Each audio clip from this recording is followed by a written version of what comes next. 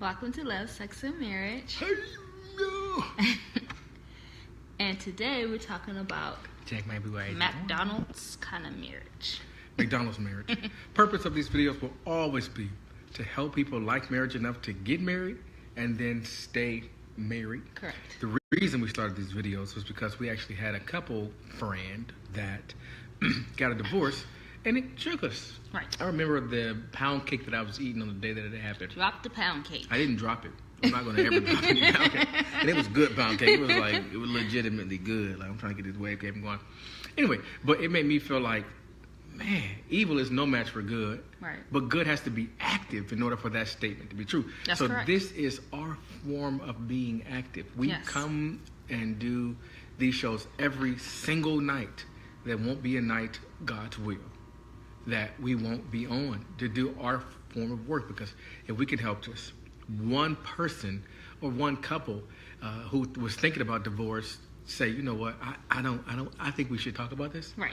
Or somebody who's thinking about getting married say, right. you know, I think we should do this. I think we should do this and, right. and get it done, knowing that there is somebody rooting for you in your corner either way. Right. Yep. Sharon and I are perfect in the area of faithfulness. When I say that, I mean that we've never physically cheated on each other, and we've never emotionally cheated on each other. Correct. So we always kind of reiterate some of the same things to kind of get it into your mind and spirit. Now, plus, it's new people that enter in all the time. Each time. So we are not perfect in marriage, right?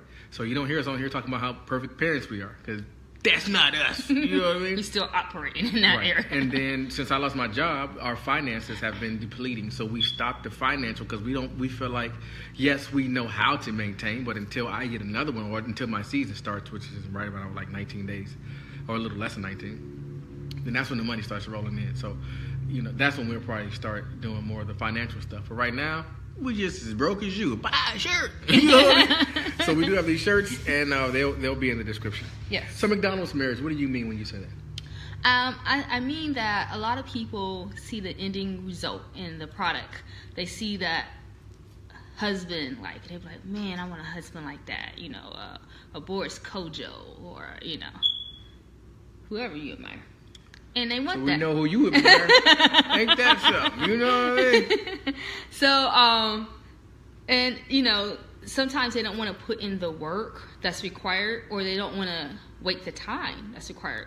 They don't get to see that husband in the making, because when you get married, yes. you have potential. Everybody has their potential they bring to the table, and you have a desire to be the greatest husband or the greatest wife.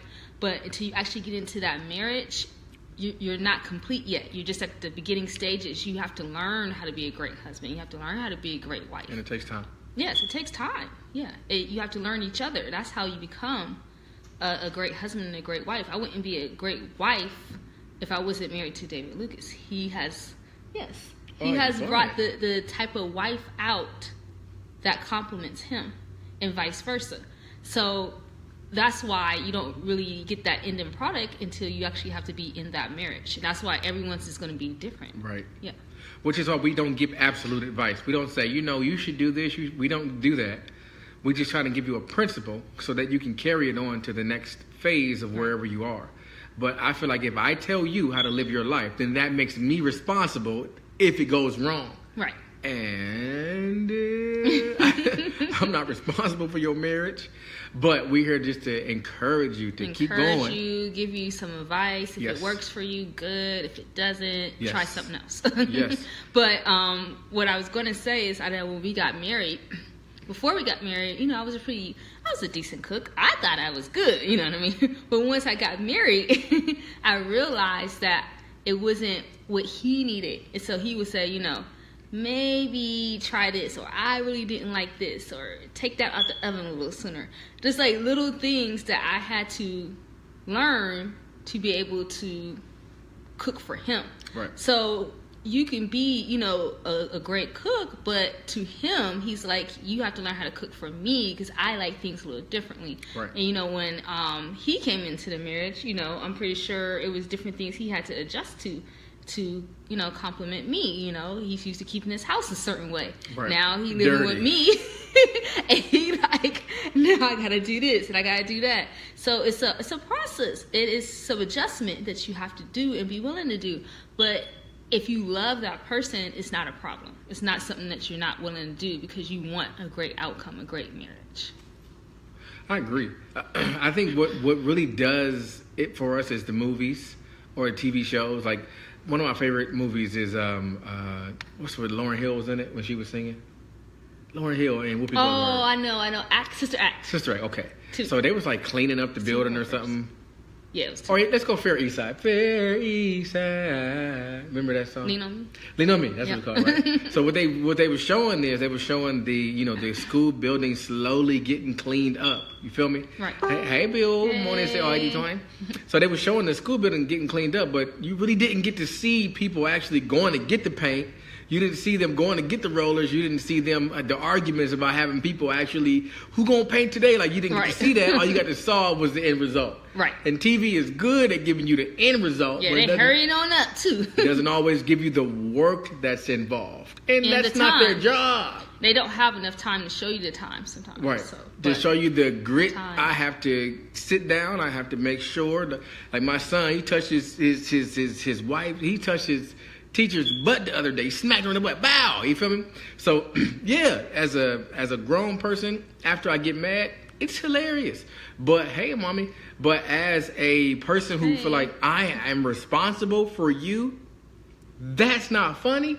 Right. See, now you don't get to see the work. You feel me? Right. Like the work of me putting you in front, leaning rest. You don't get to see that. You know what I mean? So as a adolescent going into, adulthood, I had this romanticized, of what a wife should be. I thought it should be Disney, you know what I mean? And I had to sit down around other wives to feel like, okay. But then you got to sit down around people who be keeping it 100 100 trillion. Right. Like, I can't be around somebody who every time I see you happy, y'all don't never cuss each other out, ever. Maybe not in public, you know what I mean? But y'all don't even give each other the never, that don't never. She said, David, you like D-rated comedian. Hey, yo! Biceps, triceps. All right, try. That is hilarious. Well, thank you. I think, no homo, but I feel like he's a handsome guy. He's pretty cool. He ain't the worst, Thank you very much. Anywho, what was I talking about, man? Melissa, gotcha. You did. So I feel like at the end of the day, seeing a real example of a good relationship. Right.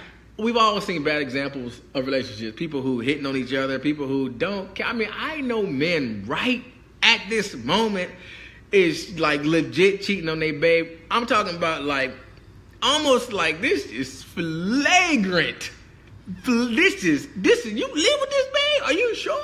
Like, are you sure you live with her? This is flagrant. Like, the stuff you doing is flagrant. And the reason why, not everybody's reason, but some people's reason, they don't know how to be a husband. They don't have an example, like they wasn't raised in an area where that was common to them. So when they do get married, they don't know what to do. They like, I don't know, and we have an argument. They feel like, man, I'm out of here. You know what I mean? Right. Like that. They don't know how to deal with it. They don't know how to deal with the argument appropriately. Right. So that's why we're here to kind of give you, just some suggestions. I was talking to my man today at the gym, and he said being single is not all cracked up what it's cracked up to be. And I agree. I think social media and TV, it makes single feel like, I'm just doing me, living a life.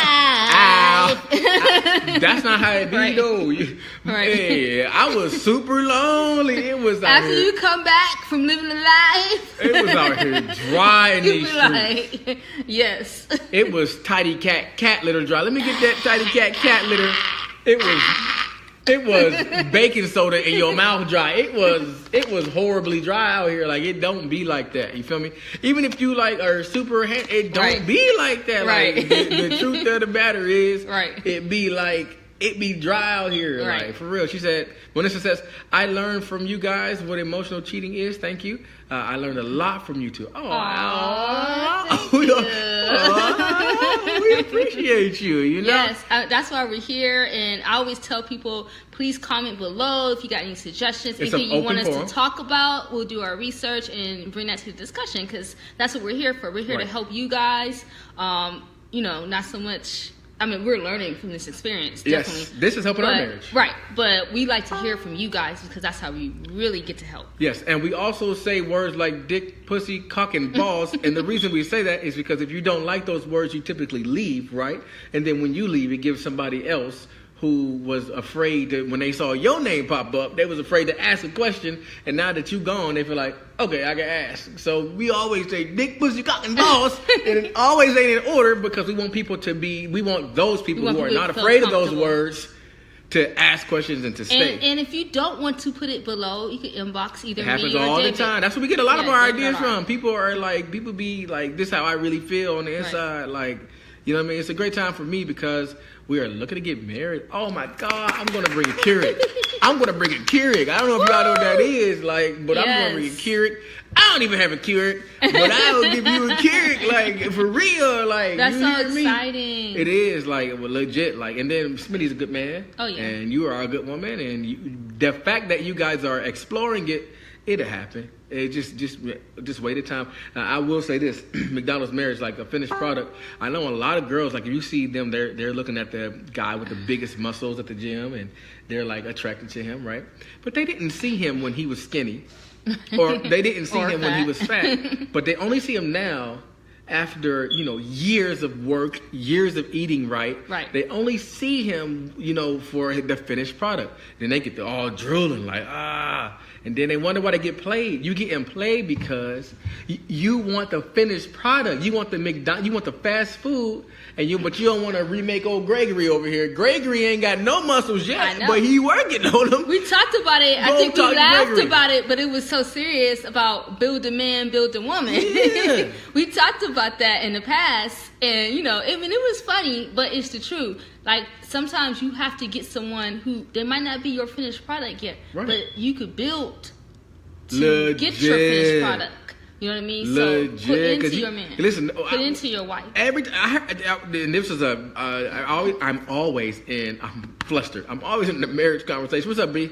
I'm always in the marriage conversation, and at the end of the day, I always talk about marriage, right? So this guy yesterday told me, he said, I have a list of things, and then you can tell he's white. He had a list. Yeah, I have a list of things that I just need in a spouse, and I have a list, and if the girl doesn't own up to this list, then I said, look, he my man, 100 grand. Like, I love this man. Like, but I told him, I said, I don't want you to lower your your sincerity. Mm-hmm. I want you to sincerely want to always get married. But some of that stuff on your list. You got a bucket list, huh? No, I'm seriously. You're going to have to lower your expectations because he was going over the list. I said, yeah, what's on the list? This sounds like one of them dolls. Like, you want a doll? I want her to eat good. He said, I want her to be 5'10", he said, I want to be 5'10", 215. I said, man, that's a big babe. 215? He said 5'10", 215. I said, I said, I'm 6. Hey, there's somebody for everybody out here, okay? That's a big babe. I said, that's man specific. Right. Like, why do you want that? Like, if you 214, bye, I said, bye, boo. Why you want that? Melissa says, Jermaine has made me the woman I am today. Aww. I feel, that is worthy of a clap. Good man. Woo. I feel he helped me because a woman, I feel he helped me because a woman, if that makes sense, I feel he helped make me become a woman. Okay. Yeah, just like Sharon alluded to the fact that, I will say different people bring out different things in you. Right. You feel me? And so, like, when I met Sharon first time, she brought out a more practical, I'm not playing with you, let's figure out, and let me hurry up and make this choice so I can, and be married. You know what I mean? She brought the husband out of me without saying it. Like, she brought the person. Some people bring out the bad person in you. Some people bring out the all type of stuff. So if he's bringing a woman out in you, then we have to figure out how we have to treat him to get him on his knee. Right. Period. Latoya Jordan says, so I have a friend. I'm asking for a friend. who is about to get married. Hold on, baby. I have a friend who's about to get married, and she seems to really admire my marriage. But the problem is, I am a very private person, so I don't really talk about what happens behind closed doors. Right. And there's an ellipses here, so I don't know. That's good. I always say keep your marriage in your house. Right. You know what I mean? Just go ahead and tag her for ours, because Sharon and I, we are a private relationship, but we put our like, if the way you hear me talk, this how we talk, like, right. This how we talk, like. But we still have an element of privacy. Yes, like we're not telling you every little, detail. I ain't tell you about that boil. I got a boil. I ain't doing all that. You know, that's private. But like, just in general, we're pretty open. We don't have secrets within each other. No private accounts. I don't have a side chick. 'Cause I'm telling you, if I had a side chick, she would be at me right now. Like, I don't know no girl who done got this and ain't went crazy. You feel me? Anyway, you know. But we don't let people in on our arguments. Like, if I had an argument with my husband, I'm not gonna go and tell my friend about our argument. Like, that's private. You know what I mean? What the actual argument was about. Right. So I totally understand how you feel. But yeah, she could tag her in. I think that's smart. I think what you're doing legitimately is intelligent. Like, because the first thing you say, ooh, girl, he got, you know, she gonna be like, really? You know? Really? So it's swanging like that? You know what I mean? Like, so I think what you're doing is mad intelligent.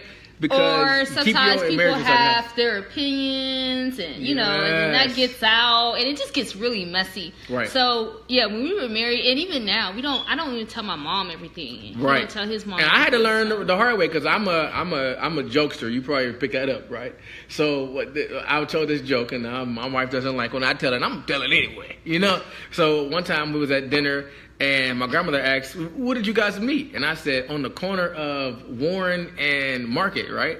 So if you're not from Youngstown, everybody knows that's like the red light district, right? So the table is roaring in laughter, because who meets like, everybody knows that didn't happen, right? You know what I mean?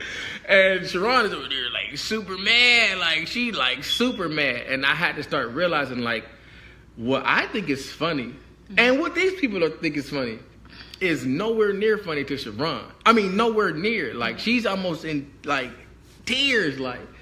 So she had to, like, acquiesce to me, and I always have to also acquiesce my jokes, because some of it ain't, if it ain't funny to you, not then appropriate. It ain't funny. And I actually do stand-up comedy, right? And there are some jokes that you can say in certain rooms that if you put that same joke in another room, it ain't funny. Right. You know what I mean? And you a bomb trying to do what was funny over here. You know what I mean? So as a comic, you have to know your audience. Yes. And you also have to know like, timing. Right. So at the end of the day, it is what it is. So we want to put this on YouTube. So we appreciate all the questions. Thank you. We do want to make sure that we say we love y'all. We do have a website, and you can get a bunch of T-shirts on there. We've already sold, I think, over 220, like 297 or something like that.